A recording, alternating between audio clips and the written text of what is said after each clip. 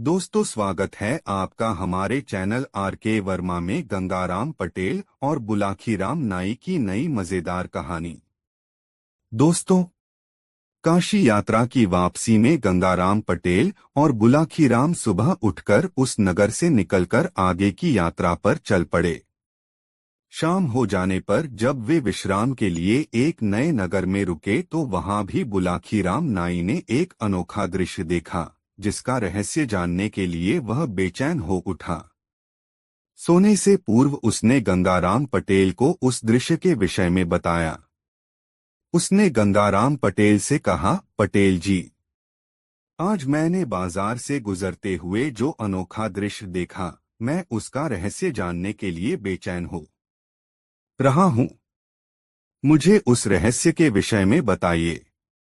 हाँ भाई हाँ, बोले पटेल, पर पहले यह तो बताओ कि तुमने देखा क्या था। पटेल जी, मैंने रास्ते में देखा था कि जुलूस निकल रहा था। जुलूस के बीच सोने से बनी एक गाड़ी पर एक कुत्ता बैठा हुआ था, जिसने सोने के वस्त्राभूषण पहने हुए थे। उस गाड़ी को घोड़ों के स्थान पर राजसी वस्त्राभूषण पहने एक व्यक्ति खींच रहा था, बुलाखी ने बताया। बुलाखी की बात सुनकर गंगाराम पटेल ने कहा, बुलाखी, अब तू इस रहस्य के विषय में सुनिस। नगर के राजा का नाम अमीचंद है। यह राजा बहुत नेक इंसान है और जिस व्यक्ति को तू उस गाड़ी में जुटा हुआ देखकर आया है, वह इस राज्य का दीवान है। उसका नाम जीवन सिंह है। उसकी यह हालत कैसे हुई, यह भी सुन। अब से कुछ दिन पूर्व यहाँ का राजा अमीचंद आखेट करने के लिए वन में गया था। वहां उसने एक काले हिरण को देखा, जो अपने दल से बिछुड़कर अकेला ही घास चर रहा था। राजा को वह शिकार उपयुक्त लगा। उसने घोड़ा उसी की दिशा में दौड़ा दिया। हिरण ने उसे अपनी ओर आते देखा तो जान बचाने के लिए वह घने जंगल की ओर दौड़ लिया। राजा ने भी अपना घोड़ा उसके पीछे लगा दिया। अब आगे आगे शिकार और पीछे पीछे शिकारी। लुकाछिपी का खेल आरंभ हो गया। इसी बीच कुछ झाड़ियों के बीच हिरण ऐसा गायब हुआ कि फिर ढूंढे न मिला। राजा ने घोड़े की रास खींचकर उसे रोका और अपने सैनिकों की तलाश में पीछे की ओर निगाहें दौड़ाई, लेकिन उसे अपने साथ आए सैनिक भी दिखाई न दिए।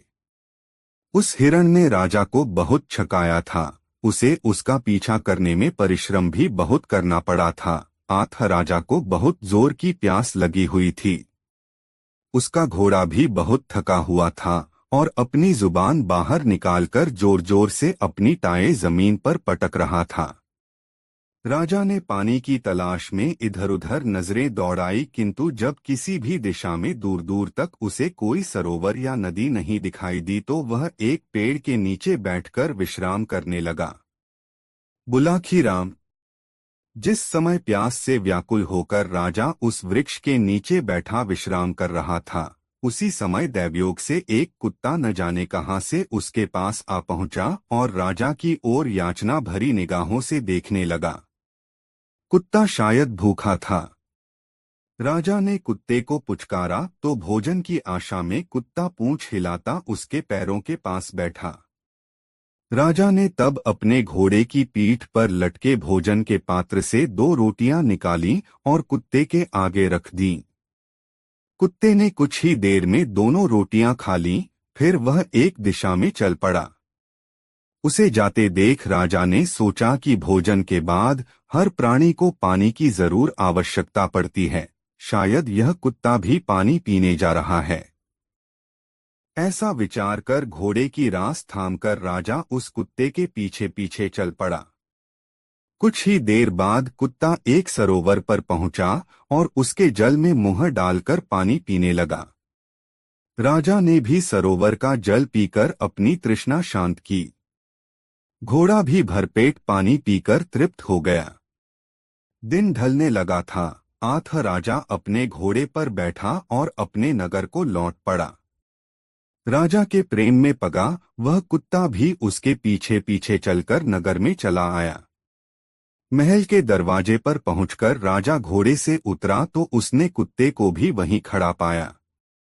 यह देखकर राजा ने उसे दुत्कारा नहीं बल्कि प्यार से कुत्ते को पुचकारा, उसकी पीठ पर हाथ फिराया और उसे अपने महल में ले आया। उस दिन से वह कुत्ता परोक्ष रूप से राजा का एक सचेत प्रहरी बन गया। राजा जब रात को सो जाता तो वह कुत्ता बाहर रहकर कक्ष की रखवाली करता। राजा भी कुत्ते की हर जरूरत का ध्यान रखने लगा। बुलाखी। राजा का दीवान प्रधानमंत्री बहुत महत्वाकांक्षी व्यक्ति था। राजा उस दीवान पर बहुत विश्वास करता था और उसने उसे काफी अधिकार दे रखे थे। राजा इस बात से वाकिफ नहीं था कि वह दीवान चोरी छुपे राजा के विरुद्ध षड्यंत्र रच रहा था। उसकी योजना थी कि किसी प्रकार राजा को समाप्त कर दिया जाए तो यह राज्य उसके अधिकार में आ जाएगा।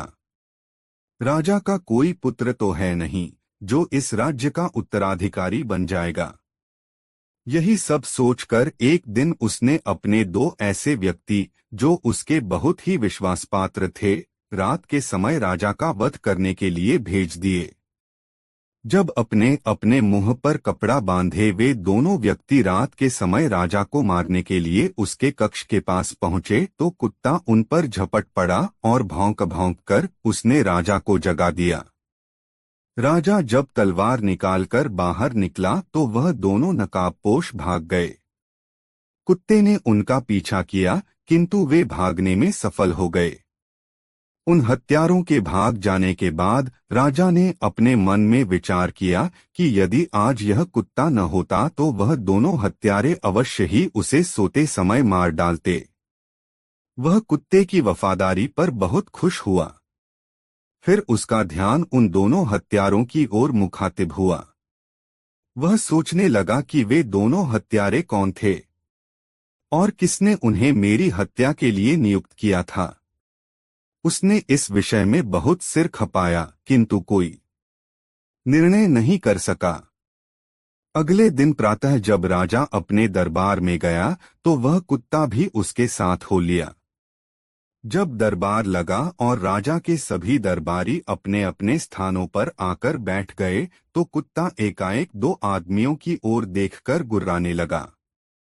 दरअसल कुत्ते ने वहां मौजूद उन दोनों व्यक्तियों की गंध सूंघ ली थी जो गत रात चेहरों पर नकाब डालकर उसे मारने आए थे। राजा ने पुचकार कर कुत्ते को शांत किया। उसने सोचा कि कुत्ता आखिर है तो जानवर ही, अपने स्वभाववश वह वैसे ही भौंकने लगा है। वह तो इस बात को सपने में भी नहीं सोच सकता था कि गत रात उसको मारने के लिए गए वे दोनों हत्यारे यहीं मौजूद हैं। बात आई गई हो गई, लेकिन 2 दिन बाद महल में रात के समय कुत्ते ने फिर भौंकना शुरू कर दिया। उस समय राजा गहरी नींद में सोया हुआ था। कुत्ते का भौंकना सुनकर उसकी नींद टूट गई और वह दीवार पर टंगी अपनी तलवार लेकर फुर्ती से बाहर निकल आया। जैसे ही वह बाहर निकला, 2 नकाबपोश तलवार लेकर उस पर टूट पड़े। लेकिन जब राजा ने बड़ी बहादुरी से उनका सामना किया तो वे भाग निकले। राजा को मारने की दीवान की योजना उस दिन भी कुत्ते की सतर्कता के कारण धराशायी हो गई। उस दिन के बाद राजा ने अपने महल की सुरक्षा और भी चौकस कर दी। वह स्वयं भी रात को एक दूसरे कक्ष में सोने लगा और पहले वाले कक्ष में अपने पलंग पर तकिए लगाकर और उन तकियों पर चादर ओढ़ाकर ऐसा बना देता कि देखने वाले को ऐसा लगे कि कोई आदमी उस पलंग पर सो रहा है। 5 दिन तक कोई घटना न घटी, लेकिन छठे दिन ही वे दोनों मृत्युदूत न जाने कैसे राजा की सुरक्षा व्यवस्था भेद कर उसके महल में दाखिल हो गए। उन नकाबपोशों को आते देख कुत्ता सतर्क हो गया। उसने जोर जोर से भौंकना शुरू कर दिया और उछल-उछल उन नकाबपोशों को काटने का प्रयास करने लगा। कुत्ते का भौंकना सुनकर राजा एकदम सतर्क हो गया। वह समझ गया कि फिर कोई आक्रमणकारी महल में आ घुसा है। वह तलवार लेकर बाहर आया और दोनों आक्रमणकारियों पर टूट पड़ा। दोनों नकाबपोश भी भिड़ गए। नकाबपोश इस बार बहुत आश्वस्त थे कि वे दो हैं और राजा एक, इसलिए कुछ ही देर में वे राजा पर काबू पा लेंगे, लेकिन उनका यह सोचना बेकार साबित हुआ। राजा के हाथ से एक नकाबपोश तो उसी समय मारा गया। दूसरा जब भागने लगा तो राजा ने उसके नकाब पर तलवार का प्रहार कर दिया। नकाबपोश चीखता हुआ नीचे गिरा तो राजा ने फुर्ती से आगे बढ़कर उसकी नकाब खींच ली। नकाब उतरने के बाद जो चेहरा नमूदार हुआ, उसे देखकर राजा आश्चर्यचकित हो गया। वह व्यक्ति स्वयं राज्य का दीवान था। पलक झपकते ही सारा षड्यंत्र राजा की आंखों के सामने उजागर हो उठा। उसने यह भी जान लिया कि महल की सुरक्षा के लिए तैनात प्रहरियों को चकमा देकर दीवान यहाँ तक अपने साथी सहित आने में कैसे कामयाब हो गया था। दरअसल दीवान ने अपने पद का लाभ उठाते हुए पहरे पर नियुक्त प्रहरियों से यह कहा था कि उसे इसी समय राजा से किसी गहन समस्या पर विचार विमर्श करना है। राजकीय कार्य था। 8 प्रहरियों ने उसे रोका नहीं और वह राजा के कक्ष तक पहुंचने में सफल हो गया था। बहरहाल राजा ने दीवान को प्रहरियों के हवाले किया और अपने कक्ष में जाकर सो गया। कुत्ते की वफादारी पर उसे गर्व हो आया। सुबह जब वह दरबार में गया तो उसने कैदी को दरबार में लाने का हुक्म दिया। दीवान को जंजीरों में बंधे देख दरबारी भी आश्चर्य करने लगे, किंतु जब राजा ने उसका अपराध सुनाया तो वे दीवान के ऊपर थू-थू करने लगे। बुलाखी, जैसा कि मैंने पहले बताया, यहाँ का राजा बहुत ही नेक, धर्मपरायण और रहमदिल है। उसने दीवान को मृत्युदंड तो नहीं दिया, किंतु उसके लिए यह सजा अवश्य नियत कर दी कि वह एक कुत्ते से भी गया बीता है। आज वह इस कुत्ते को गाड़ी में बैठाकर घोड़ों के स्थान पर स्वयं उसकी गाड़ी में जुटकर सारे नगर का चक्कर लगाएगा। इतनी कहानी सुनाकर पटेल ने थोड़ा विराम लिया और फिर आगे कहा, बुलाखी राम, अब तो सारी कहानी तेरी समझ में आ गई होगी। नहीं समझा तो मैं तुझे समझाए देता हूँ। आज जिस अजीब घटना को देखकर तू आया है वह यही थी। जो व्यक्ति राजसी वस्त्र पहने कुत्ते की गाड़ी खींच रहा था वह इस राज्य का दीवान था, और जो कुत्ता स्वर्णाभूषण पहने उस गाड़ी में बैठा था वह वही कुत्ता था जिसने एक बार नहीं 3 बार राजा की जान बचाई थी। उम्मीद है कि अब तेरी शंका का समाधान हो गया होगा। हाँ पटेल जी, शंका का समाधान हो गया, बुलाखी बोला, पर मैं यह सोच कर परेशान हो रहा हूँ कि कैसे कैसे नमकहराम आदमी हैं इस दुनिया में, जो सामने तो स्वामी भक्त होने का दिखावा करते हैं लेकिन चोरी छिपे मालिक की पीठ में छुरा घोंपने से बाज नहीं आते। इसी का नाम तो दुनिया है बुलाखी राम। इसी तरह संसार चक्र चलता है। दुनिया में अच्छे आदमी हैं तो बुरों की भी कमी नहीं है। आदिकाल से ही ऐसा होता चला आया है। पहले भी बुरे आदमी हुए हैं और अच्छे भी, किंतु जीत हमेशा सच्चाई की ही होती है। बुराई हमेशा हारती है। जीतता वही है जिसका आचरण अच्छा होता है। अच्छा, अब रात काफी हो चली है और आंखों में नींद भी भर रही है। आठ तू भी सो जा और मैं भी सोने का प्रयास करता हूँ। अभी बहुत रास्ता बाकी है सफर का। यह कहकर पटेल ने टांगे फैला दी। बुलाखी भी अपने शरीर पर चादर ओढ़कर करवट लेकर सो गया। दोस्तों, यह कहानी आपको कैसी लगी कमेंट में जरूर बताएं। दोस्तों, एक दिन की बात है। बुलाखी राम और गंगाराम पटेल सारे दिन चलने के बाद वे एक प्राचीन ऐतिहासिक नगर के समीप पहुंचे। सबसे पहले उन्होंने रात्रि को विश्राम करने के लिए एक अच्छी सी जगह तलाश की और फिर वहीं डेरा डाल दिया। बुलाखी गंगाराम पटेल से पैसे लेकर अपने और घोड़ों के लिए भोजन सामग्री लेने बाजार चला गया।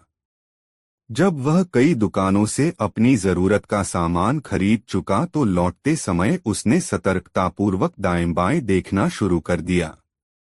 उसे यह लालसा थी कि यदि यहाँ वह कोई अजूबा दृश्य या कि विचित्र बात देख ले तो पटेल के पास पहुंचकर उसका उत्तर उनसे मांगे, और संयोगवश उसे एक ऐसा दृश्य दिखाई भी पड़ गया। उसने देखा कि एक जर्जर से मकान के बाहर एक पुरुष फटे कपड़े पहने बहुत ही दीनहीन अवस्था में खड़ा है। उसके पास ही एक स्त्री और 5 साल का एक लड़का खड़ा है। तभी वहां एक ऐसी स्त्री पहुंची जो देखने में किसी रानी के समान लग रही थी।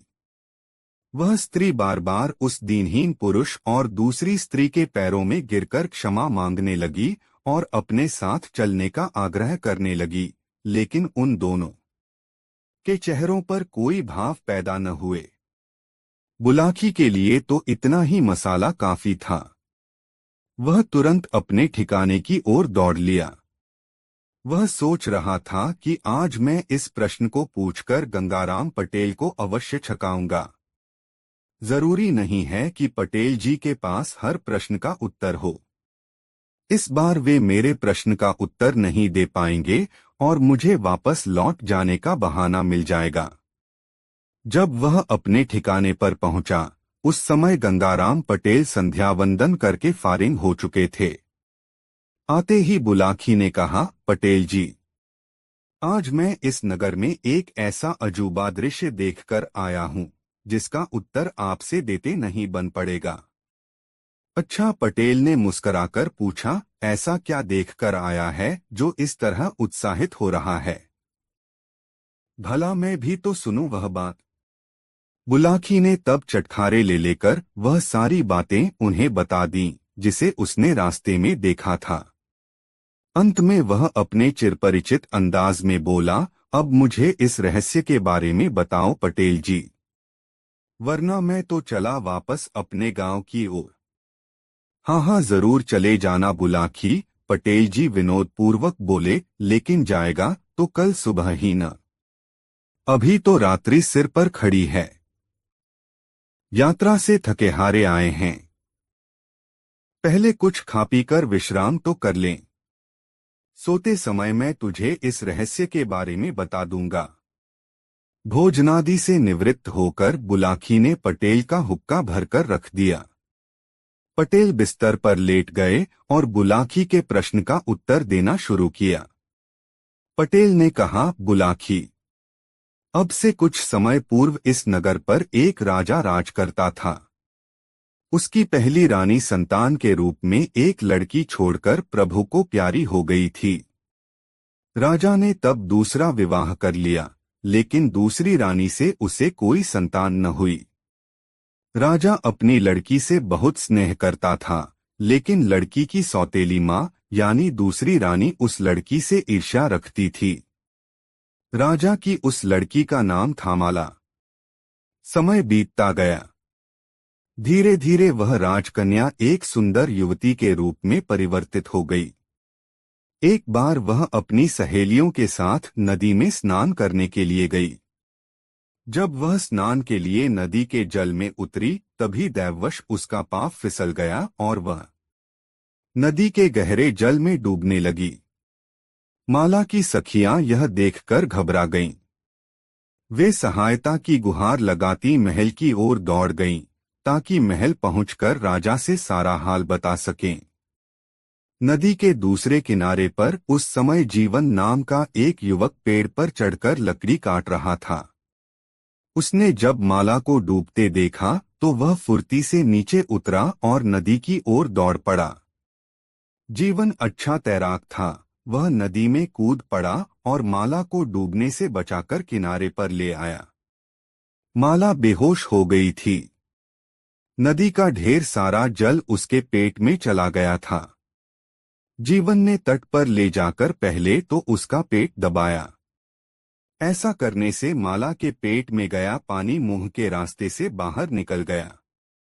कुछ ही पल बाद माला को होश आ गया। अब उसने उठकर इधर उधर दृष्टि दौड़ाई। उसकी सारी सखियां वहां से गायब थीं। यह देखकर वह घबरा सी गई। माला की ऐसी स्थिति देखकर युवक जीवन ने उसे तसल्ली दी और कहा, घबराइए नहीं, अब आप बिल्कुल सुरक्षित हैं। कोई भय की बात नहीं है। आपकी सखियों ने आपको डूबते देखा तो वे भयभीत हो गई थीं, इसीलिए सहायता के लिए नगर की ओर दौड़ गईं। अब शायद वे सहायता के लिए कुछ आदमी लेकर लौटने ही वाली हैं। माला ने कृतज्ञता भरी नजरों से युवक जीवन की ओर देखा। उसे वह युवक बहुत ही भला लगा। शरीर से हृष्ट-पुष्ट और गोरेचिट्टे रंग का जीवन पहली ही नजर में उसके हृदय में उतर गया। उसी समय राजा भी अपने आदमियों के साथ वहां पहुंच गया। अपनी बेटी को सुरक्षित देखकर उसे बहुत खुशी हुई। उसने माला से उस युवक का परिचय पूछा तो माला ने बताया, पिताजी, आज मैं इस युवक की कृपा से ही जीवित बच सकी हूँ। अगर यह नौजवान समय पर पहुंचकर मुझे नदी के जल में से निकाल न लेता तो मेरा प्राणांत हो गया होता। राजा ने जीवन का बहुत बहुत आभार माना। उसने उसे अपने महल में ले जाकर पुरस्कार देना चाहा, लेकिन जीवन ने इस काम के बदले राजा से कोई भी पुरस्कार लेने से स्पष्ट इनकार कर दिया। उसने कहा, राजन, आपकी बेटी को मैंने किसी पुरस्कार को प्राप्त करने के लिए नहीं बचाया है। मैंने तो इसे इसलिए बचाया है क्योंकि यह एक इंसानी फर्ज था। अगर इसे डूबता देखकर मैं खामोश हो जाता तो प्रभु की नजरों में दोषी कहलाता और तब मुझे नरक में ही जगह मिलती।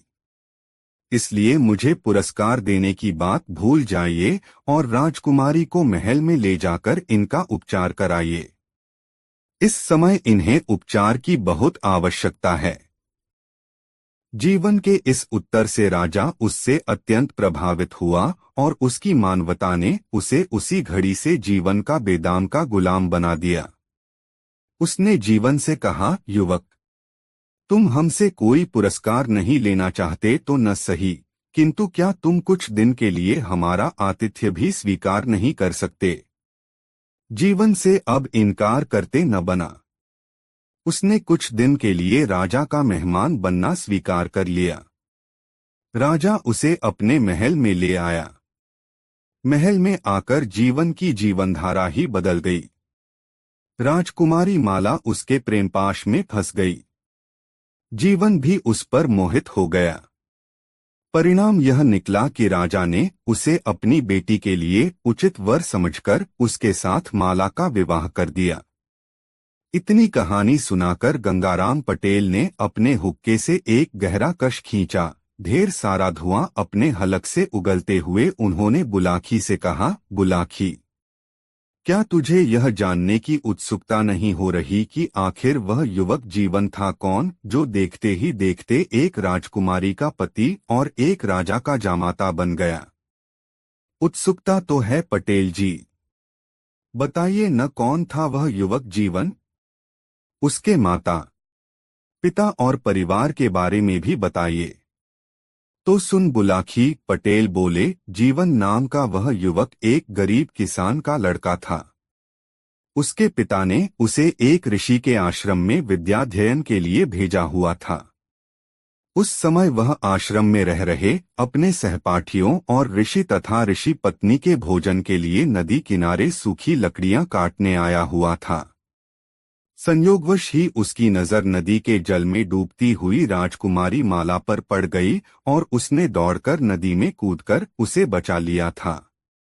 जब राजा ने उसे अपनी कन्या के लिए वर चुन लिया तो उसने आश्रम में अपने गुरु और सहपाठियों को यह सूचना पहुंचाई। अपने पिता को भी उसने सूचित कर दिया। तब सभी लोग उसके विवाह के अवसर पर वहां चितच और सबने वरवधू के लिए आशीर्वाद प्रदान किया। तब से माला और जीवन सुखपूर्वक महल में रहने लगे। अब हे बुलाखीराम, तुम आगे का हाल सुनो, यह कहकर पटेल जी ने आगे की कथा सुनाई।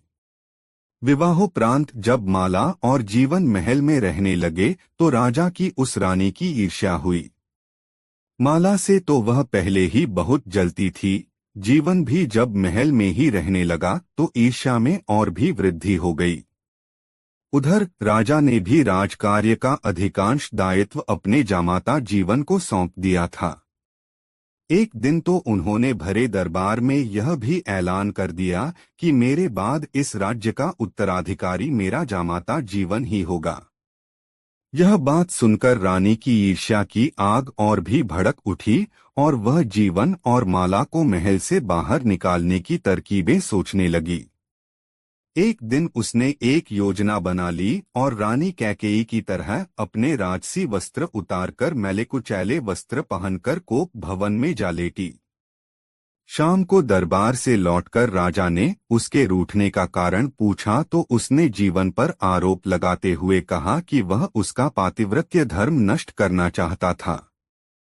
रानी की यह बात सुनकर राजा ने क्रोध में भरकर बिना कोई छानबीन किए जीवन को राज्य से बाहर निकल जाने का आदेश दे डाला।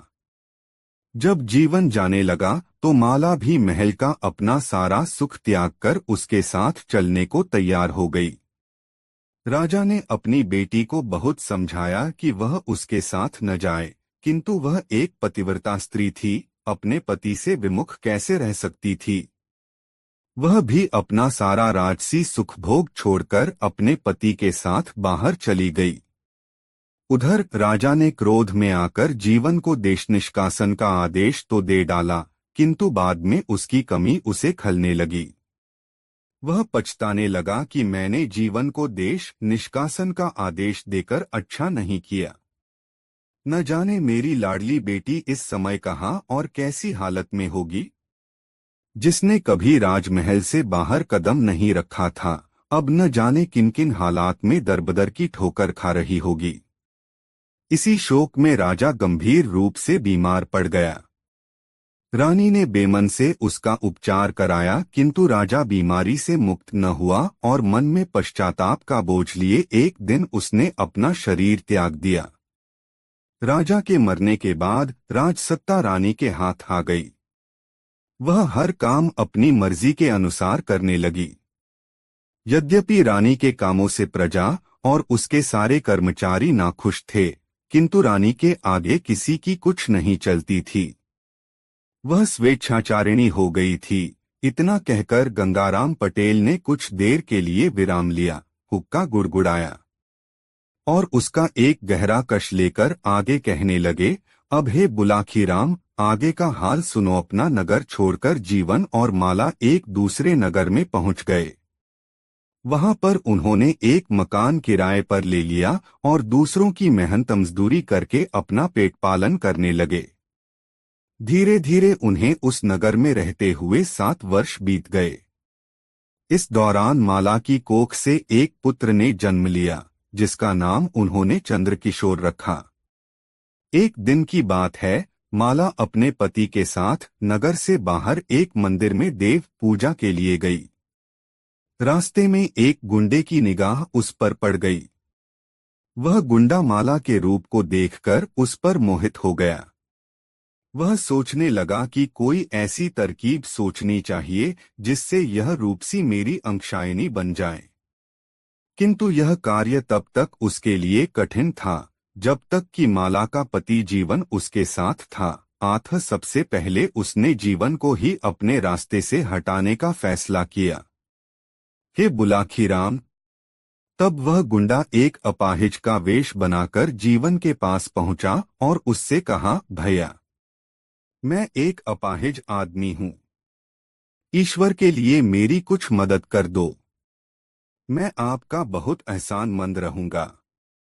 कैसी मदद चाहते हो भाई? जीवन ने उससे सहानुभूतिवश पूछ लिया। यदि तुम हमसे कुछ पैसे मिलने की उम्मीद कर रहे हो तो वह बेकार है, क्योंकि हम तो स्वयं ही निर्धन आदमी हैं। हाँ, किसी शारीरिक श्रम की आवश्यकता हो तो वह मैं कर सकता हूँ।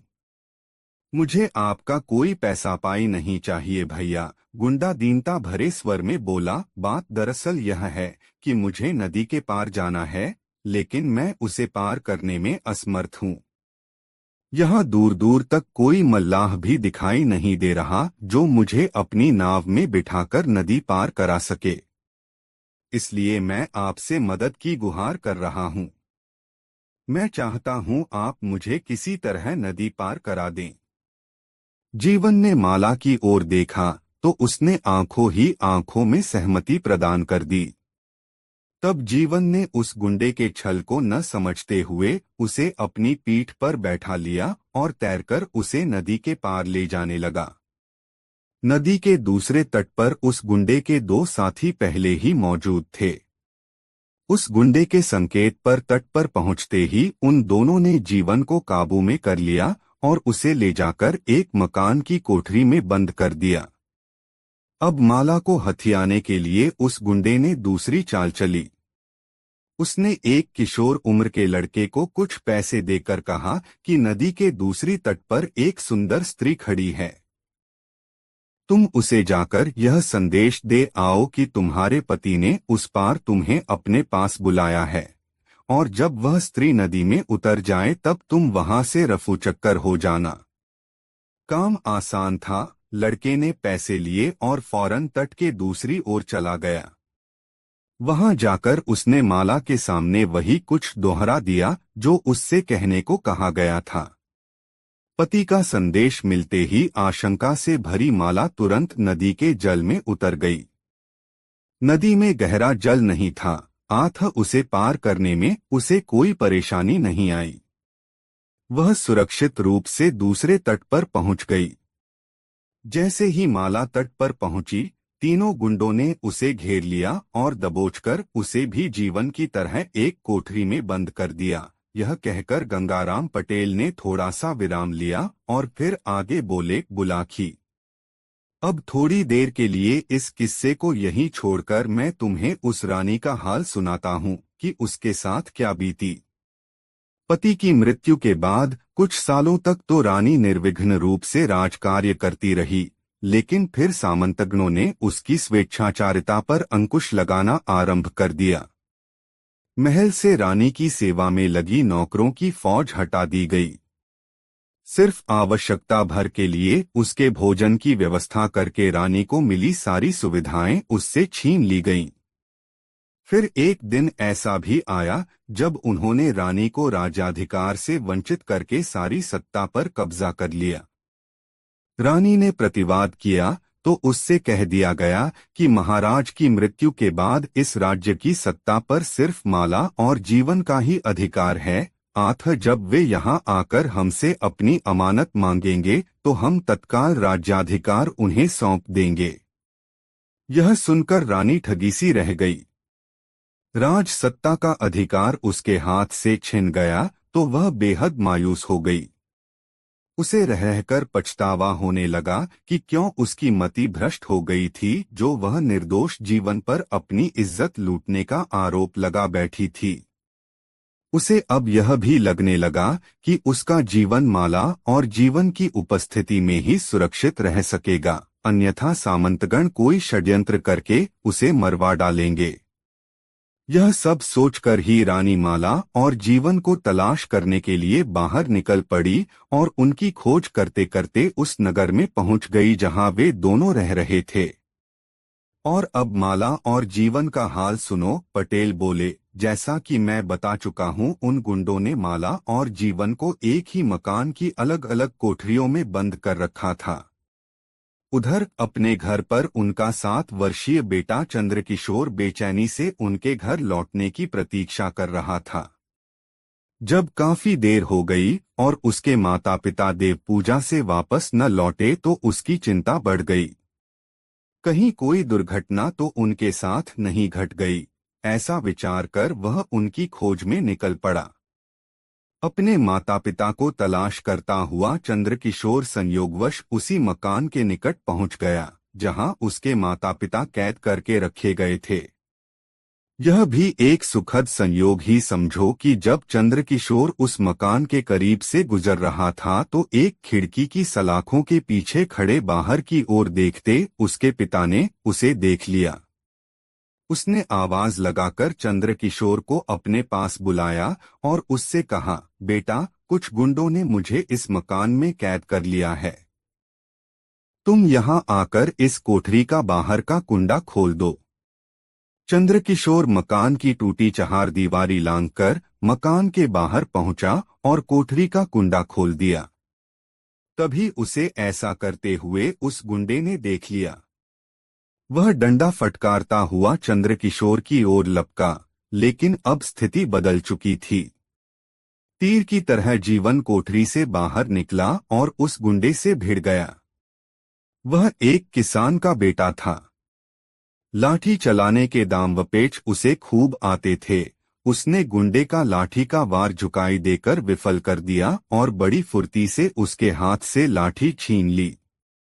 फिर मियाँ की जूती मियाँ के सर की कहावत को चरितार्थ करते हुए उसी की लाठी से उसकी पिटाई करने लगा। देखते ही देखते गुंडा लहराकर भूमि पर जा गिरा और अचेत हो गया। तत्पश्चात दोनों ने मिलकर माला की खोज की। उस मकान में अनेक कोठरियां थीं। एक एक करके उन्होंने सभी कोठरियां देखीं। अंत में एक कोठरी में निराश भाव से बैठी माला उन्हें मिल गई। उन्होंने उसे कोठरी से बाहर निकाला और बाहर आ गए। बुलाखी, इसे संयोग ही समझो कि जब वह उस मकान से बाहर निकल रहे थे तो उसी समय उन्हें खोजती हुई रानी भी वहां आ पहुंची। जीवन और माला को देखकर वह फूट फूट कर रोने लगी और बार बार उनके सामने अपने किए हुए की क्षमा मांगते हुए उनसे वापस चलने का आग्रह करने लगी। अपनी कहानी का समापन करते हुए पटेल ने कहा, सोहे बुलाखीराम, आज तू जो दृश्य देखकर आया है वह उन्हीं से संबंध रखता है। वह पुरुष और स्त्री जीवन और माला थे और उनके पास खड़ा हुआ वह लड़का उनका बेटा चंद्रकिशोर था। वह स्त्री रानी थी जो बार बार उनके सामने हाथ जोड़कर उनसे राज्य में वापस लौटने का आग्रह कर रही थी। तुम्हारे प्रश्न का उत्तर तुम्हें मिल गया है। आथा अब आराम से लंबी तान कर सो जाओ। मैं भी सोता हूँ। सुबह फिर से यात्रा पर निकलना है। यह कहकर गंगाराम पटेल बिस्तर पर पसर गए। बुलाखी भी करवट बदलकर नींद के आगोश में चला गया। दोस्तों, यह कहानी आपको कैसी लग रही है कमेंट बॉक्स में जरूर बताएं और वीडियो को एक लाइक जरूर करें। दोस्तों, जैसा कि हर बार की तरह इस बार भी दोस्तों काशी यात्रा से वापसी कर गंगाराम पटेल और बुलाखीराम नाई ने दिन भर की यात्रा समाप्त कर एक नए नगर में प्रवेश किया। वहां उन्होंने ठहरने के लिए एक उचित स्थान की खोज की और वहीं रैन बसेरा करने का निश्चय कर लिया। हस्बे मामूल के मुताबिक पटेल ने बुलाखी को पैसे देकर शहर में भोजन का सामान लेने भेज दिया और स्वयं अपनी दिनचर्या को निपटाने में व्यस्त हो गए। बुलाखी इस बार भी लौटा और एक नई खबर उसके पास तैयार थी। उसने सोचा इस खबर को पटेल को अभी सुनाऊंगा तो पटेल जी यह कहकर टाल देंगे कि रात्रि होने दे, भोजन करने के पश्चात बिस्तर पर लेटते समय तुझे तेरी बात का उत्तर दे दूंगा। इसलिए उसने वह बात उस समय पटेल को नहीं बताई। वह बात को पेट में डाले रहा। जब वे दोनों भोजन करके निवृत्त हो गए तब बुलाखी ने बात छेड़ी। पटेल जी, आज भी इस शहर में मैं एक नई घटना देख आया हूं। ठीक है, उस घटना का वर्णन कर। फिर उसे सुनकर मैं तेरी बात का उत्तर दूंगा, पटेल ने कहा। पटेल जी, आज इस नगर में मैंने एक स्थान पर कुछ लोगों को खड़े देखा तो उत्सुकतावश मैं भी यह देखने पहुंच गया कि ये लोग गोलदायरा सा बनाए क्या कर रहे हैं। मैं भीड़ के मध्य पहुंचा और आगे को दृष्टि दौड़ाई तो देखा कि एक आदमी जमीन के अंदर सिर तक गड़ा है। उसका सारा शरीर तो भूमि में दबा हुआ था, मात्र उसका सिर ही जमीन से बाहर था। वहीं एक बड़ी सी जूती पड़ी थी। लोग बारी बारी से उस व्यक्ति के नंगे सिर पर जूती मारते और आगे बढ़ जाते थे। यह देखकर मेरी जिज्ञासा बढ़ गई और मैं मन में यह विचार करता हुआ लौट आया कि इसका रहस्य पटेल जी से ही पूछूंगा। अब आप मुझे उस व्यक्ति के विषय में बताएंगे तो मेरी जिज्ञासा शांत होगी। बुलाखी, तेरी जिज्ञासा मैं अवश्य शांत करूंगा, लेकिन तुम कहानी के बीच बीच में हुकारा जरूर देते रहना ताकि मुझे लगे कि तू ध्यान और दिलचस्पी से सारी कहानी सुन रहा है, पटेल ने कहा।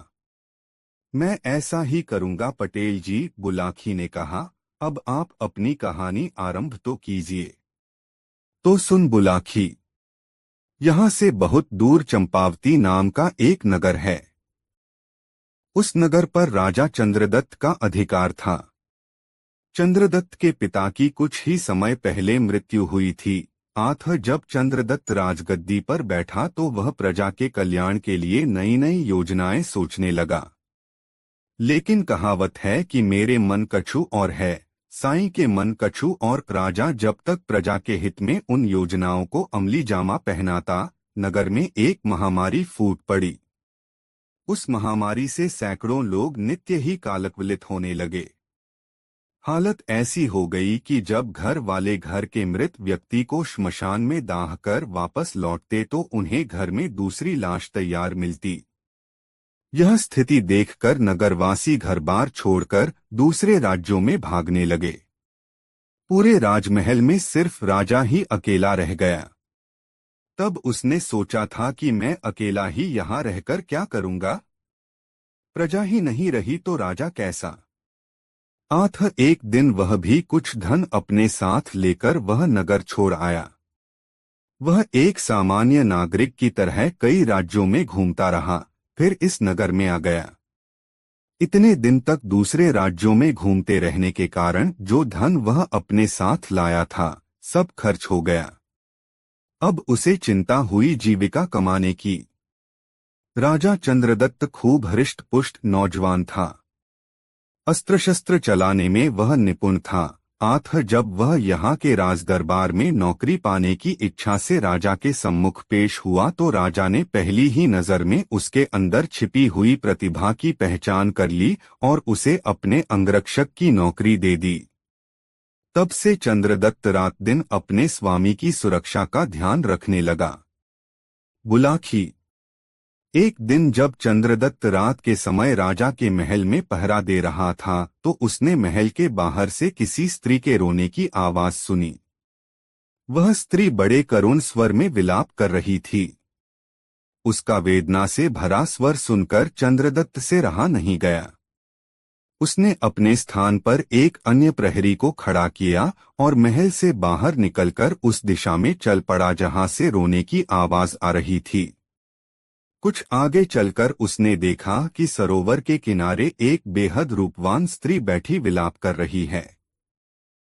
चंद्रदत्त ने निकट पहुंचकर उस स्त्री से पूछा, हे देवी, तुम कौन हो और रात्रि के इस प्रहर में यहाँ निर्जन स्थान में बैठी रो क्यों रही हो?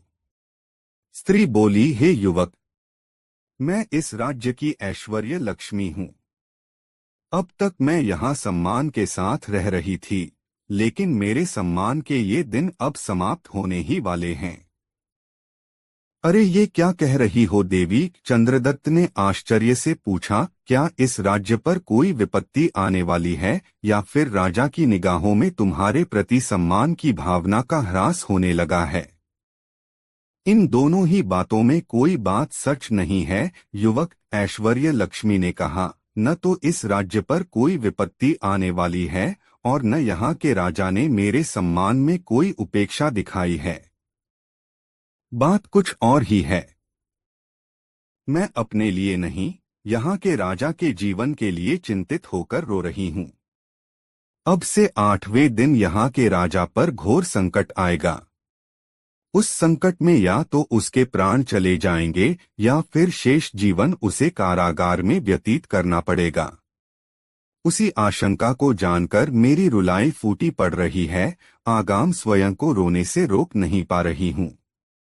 यह सुनकर चंद्रदत्त ने पूछा, हे देवी, मैं इस राजा का एक छोटा सा सेवक हूँ। राजा ने मुझे अपनी सुरक्षा के लिए नियुक्त किया हुआ है। यदि मेरे होते हुए राजा का जीवन किसी खतरे में पड़ता है तो यह मेरे लिए लज्जा की बात होगी। मुझे कोई ऐसा उपाय बताओ कि मैं सतर्क रहकर हर क्षण अपने स्वामी की रक्षा कर सकूं। हे युवक, ऐश्वर्य लक्ष्मी बोली, कभी कभी सतर्कता बरतने से बड़ा संकट भी टल जाया करता है। मैं तो तुमसे यही कहूंगी कि आगामी 8 दिनों तक तुम बेहद सतर्क और चौकन्ने रहकर राजा की निगरानी करो। हो सकता है तब वह विपत्ति स्वयं ही किनारा कर ले। मैं ऐसा ही करूंगा देवी। बस मुझे आपका आशीर्वाद चाहिए। ऐसा कहकर चंद्रदत्त ने झुककर ऐश्वर्य लक्ष्मी के पैर छूने चाहे, पर वह उसी क्षण अंतर्धान हो गई। बुलाखी। चंद्रदत्त ने वापस लौटकर जब राजा को यह बात बताई तो वह भी आशंकित हो गया। उसने अपने महल की सुरक्षा व्यवस्था बढ़ा दी और सैनिकों के कठोर पहरे में बाहर आने जाने लगा। 7 दिन तक कोई घटना नहीं घटी, लेकिन 8वें दिन एक घटना का सूत्रपात हो गया। रात्रि के समय जब चंद्रदत्त महल की छत पर खड़ा होकर चारों ओर का निरीक्षण कर रहा था, तब उस सरोवर के निकट जहां वह ऐश्वर्य लक्ष्मी से मिला था, रात्रि के अंधकार में उसे कुछ जुगनू से उड़ते प्रतीत हुए। उसने गौर से निरीक्षण किया तो देखा कि वह जुगनू नहीं, मशालों की रोशनी थी, जिन्हें किसी तरह इस प्रकार ढक दिया गया था ताकि उनका प्रकाश चारों ओर न फैलकर एक ही दिशा में इंगित रहे। जुगनू की चमक तो जलती बुझती रहती है, लेकिन दिखाई देने वाली चमक स्थिर थी। उन रोशनियों को देखकर चंद्रदत्त के मन में एक ही विचार उभरा, खतरा। तब वह तलवार लिए छत से उतरकर उसी दिशा में दौड़ गया। वहां पहुंचकर वह एक स्थान पर छिपकर खड़ा हो गया। थोड़ी ही देर बाद कमर में हथियार बांधे लगभग 20 नकाबपोशों का दल वहां पहुंचा। वहां उन्होंने एक जगह से कूड़े का एक बड़ा सा ढेर हटाया। ढेर हटा तो वहां एक सुरंग का मुहाना दिखाई देने लगा। तब वह नकाबपोश एक एक करके उस सुरंग में उतरते चले गए। जब वह नकाबपोश सुरंग में कुछ आगे बढ़ गए तो चंद्रदत्त भी पीछे से सुरंग में उतर गया और दूर रहकर मशालों की मध्यम रोशनी में रास्ता तलाशता उनके पीछे पीछे चल पड़ा। बुलाखी राम। उस सुरंग का मुख सीधे राजा के कक्ष में ही खुलता था। स्वयं राजा को भी इस सुरंग के विषय में कुछ पता नहीं था, किंतु उसके शत्रु न जाने कैसे उस सुरंग के विषय में जान गए थे। बहरहाल 20 नकाबपोश सुरंग के दरवाजे पर पहुंचे। वहां उन्होंने कोई पत्थर हटाकर सुरंग का द्वार खोला और एक एक करके राजा के कक्ष में पहुंच गए। उनके पीछे पीछे चंद्रदत्त भी सुरंग के मुख के पास पहुंच गया, किंतु उसने राजा के कक्ष में घुसने का कोई प्रयास नहीं किया, अपितु उसी स्थान पर उन नकाबपोशों के लौटने की प्रतीक्षा करने लगा। नकाबपोशों ने बड़ी आसानी से राजा को काबू में कर लिया। राजा गहरी नींद में था। सोते में ही राजा को दबोचकर नकाबपोशों ने उसके हाथ पांव रस्सियों से बांध दिए और उसके मुंह में कपड़ा ठूंस दिया ताकि वह चिल्ला न सके। बाहर पहरे पर नियुक्त किसी भी प्रहरी को इस घटना की भनक तक न मिली। नकाबपोश जैसे आए थे उसी तरह एक एक करके सुरंग में उतरने लगे। बस यही मौका था चंद्रदत्त को पराक्रम दिखाने का। जैसे पहला नकाबपोश पेट के बल रेंगता हुआ गुफा में दाखिल हुआ, चंद्रदत्त ने खट से उसका सिर काटकर आगे की ओर फेंक दिया। उसका धड़ खींचकर उसने दीवार के साथ सटाकर खड़ा कर दिया। इसी तरह उसने 19 नकाबपोश काट डाले। अब अंतिम नकाबपोश की बारी आई। एक साथ 2 आदमी गुफा में जा नहीं सकते थे, इसलिए उस नकाबपोश ने पहले बंधन में बंधे राजा को आगे खिसकाया। फिर वह स्वयं भी सुरंग में पेट के बल दाखिल होने लगा। चंद्रदत्त ने राजा को अंदर खींचकर उसे एक किनारे बैठाया और फिर तैयार होकर खड़ा हो गया। लेकिन इस बार उसने अंतिम आदमी पर अपनी तलवार न उठाई वरन बलपूर्वक उस पर अधिकार कर लिया। उसने राजा के बंधन खोलकर उसी रस्सी से नकाबपोश को जकड़ दिया। फिर पहले उसने राजा को अपने कक्ष में भेजा और बाद में उस नकाबपोश को लाश की तरह घसीटता हुआ अंदर ले आया। अंदर लाकर जब उस नकाबपोश के चेहरे से नकाब हटाई गई तो उसका चेहरा देखकर दोनों की ही आंखें आश्चर्य से फटी की फटी रह गईं। जानते हो बुलाकी, वह नकाबपोश कौन था? वह नकाबपोश था राजा का रक्षा मंत्री। राजा उस मंत्री पर अपने प्रधानमंत्री से भी ज्यादा भरोसा करता था। राजा ने तब उसके अपराध के लिए दंड नियत कर दिया। उसने आदेश प्रसारित कराया कि इस विश्वासघाती मंत्री को जमीन में गाड़ दिया जाए, सिर्फ इसका सिर जमीन से बाहर रहे और जो भी व्यक्ति उस मंत्री के पास से गुजरे वह एक जूती उस एहसान फरामोश के सिर में जरूर मारे। सोहे बुलाकी, आज तू जिस दृश्य को देखकर आया है वह उसी समय का है। नगरवासी अपने राजा की आज्ञा के अनुसार उस नमकहराम मंत्री के पास जाते हैं और एक जूती उसके सिर में मारकर आगे बढ़ जाते हैं। कहानी समाप्त कर पटेल ने बुलाकी से पूछा, बुलाकी राम, अब तो तुम्हारी शंका का समाधान हो गया ना? हाँ पटेल जी, अब मेरी शंका का निवारण हो गया। अब आप भी सोइए और मैं भी सोने की कोशिश करता हूँ। कुछ देर बाद दोनों ही सो गए। निद्रा देवी उन पर हावी हो गई थी। दोस्तों, गंगाराम पटेल और बुलाखीराम नाई की यह मजेदार कहानी आपको कैसी लगी कमेंट में जरूर बताएं। ऐसी और नई मजेदार कहानी सुनने के लिए हमारे चैनल आरके वर्मा को सब्सक्राइब जरूर करें। यह वीडियो अपने दोस्तों को जरूर शेयर करें। वीडियो देखने के लिए धन्यवाद।